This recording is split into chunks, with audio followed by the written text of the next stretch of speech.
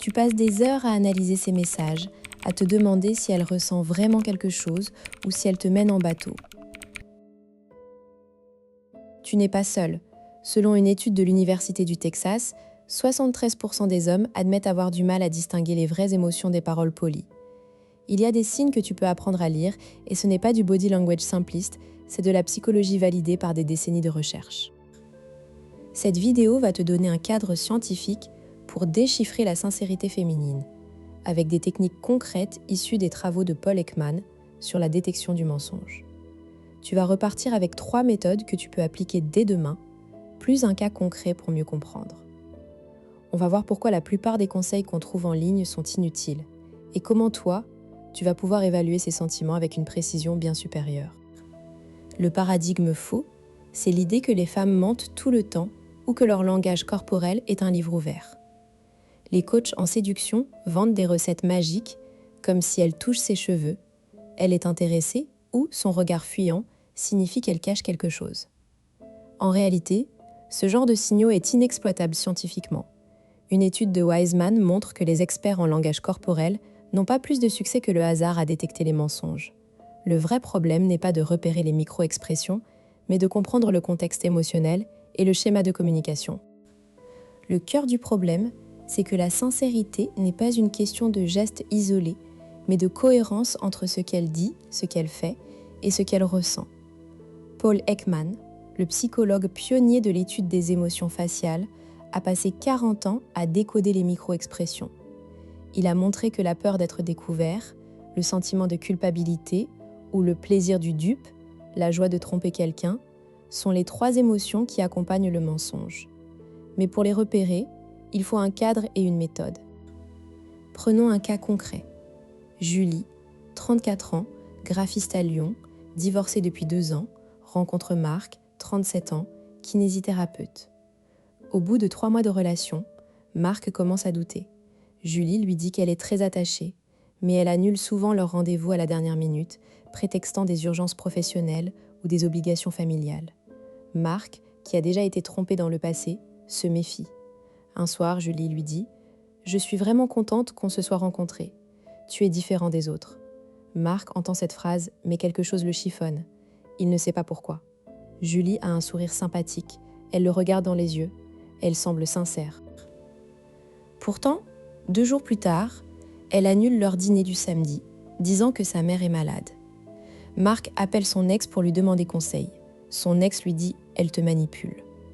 Marc décide d'appliquer une méthode systématique. Il se souvient des travaux de Paul Ekman sur les micro-expressions de tristesse et de colère. Il observe Julie lorsqu'elle prononce des mots comme « fidélité » ou « engagement ». Est-ce qu'il voit une micro-expression de mépris, un demi-sourire asymétrique, ou de peur, les sourcils levés et rapprochés? Il ne voit rien de flagrant. Alors il essaie une autre technique. Il utilise la question surprise. Un jour, alors qu'ils discutent d'un film, il lui demande soudainement « Tu te souviens de notre première nuit ? Qu'est-ce que tu as ressenti ?» Julie marque une demi-seconde d'arrêt, puis elle répond avec un flot de mots, mais ses yeux fuient légèrement vers la droite. Marc note que la réponse est trop polie, trop lisse. Il fait une deuxième tentative. Il évoque un souvenir où il s'est senti vulnérable en parlant de son père. Il observe la réaction de Julie. Elle ne montre pas d'empathie faciale, elle reste figée. Marc se dit que peut-être elle n'est pas aussi sincère qu'elle le prétend. Comment tu peux appliquer ça dans ta vie ? D'abord, sache que les femmes qui sont sincères montrent une congruence entre leurs paroles et leurs actions. Si elle dit « je tiens à toi », mais qu'elle ne fait jamais d'effort pour te voir, il y a incohérence. Ensuite, la sincérité s'accompagne de vulnérabilité. Une femme sincère te laissera voir ses défauts, ses peurs. Enfin, la réciprocité est un bon indicateur. Si elle parle d'elle-même autant que tu parles de toi, c'est un signe positif. Qu'est-ce que ça change dans ta vie amoureuse ? Si tu apprends à repérer les signes de sincérité, tu perds moins de temps dans des relations déséquilibrées. Tu deviens plus confiant parce que tu sais évaluer objectivement une situation. Tu évites la paranoïa qui peut ruiner une bonne relation. Première technique, l'écoute active avec test de congruence. Quand elle te dit quelque chose d'émotionnel, reformule et observe sa réaction. Par exemple, elle dit « Je suis très heureuse avec toi ». Toi, tu réponds « Tu te sens heureuse donc ?» Si elle confirme avec une expression faciale authentique, sourire qui atteint les yeux, haussement d'épaule, c'est bon signe. Si elle hésite ou répond mécaniquement, méfiance. Deuxième technique, la question inattendue. Pose une question précise sur un détail qu'elle n'a pas mentionné. Par exemple, après qu'elle a raconté son week-end, demande « Et à quel moment as-tu pensé à moi ?» Si elle répond immédiatement avec un détail spécifique, c'est probablement sincère. Si elle invente ou élude, tu auras un doute. Troisième technique, l'observation de la cohérence des émotions. Note si ces émotions correspondent au contexte, si elle raconte une histoire triste mais qu'elle n'a pas de micro-expression de tristesse, sourcils relevés, lèvres tombantes, ou si elle semble fière alors qu'elle devrait être gênée, il y a un décalage. Utilise la vue d'ensemble, pas un signe isolé.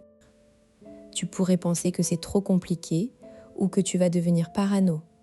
Mais ce n'est pas de la paranoïa, c'est de l'observation fine. Tu n'as pas besoin de scruter chaque micro-expression. Il suffit de prendre le temps d'écouter et de comparer ce qu'elle dit avec ce qu'elle fait. Une autre objection. Et si elle est timide ou réservée? Dans ce cas, les signes sont moins visibles, mais la cohérence reste la clé. La timidité n'empêche pas la congruence. La sincérité n'est pas une question de lecture de pensée, c'est une question de schéma. Tu te souviens de Marc au début? Il a fini par confronter Julie avec ses observations. Elle a avoué qu'elle ne se sentait pas prête pour une relation sérieuse. Il a pu décider en connaissance de cause. Toi aussi, tu peux prendre ces décisions. Si tu veux aller plus loin, les bouquins de Paul Ekman sont une excellente base. Et n'oublie pas de t'abonner pour ne pas rater les prochaines vidéos.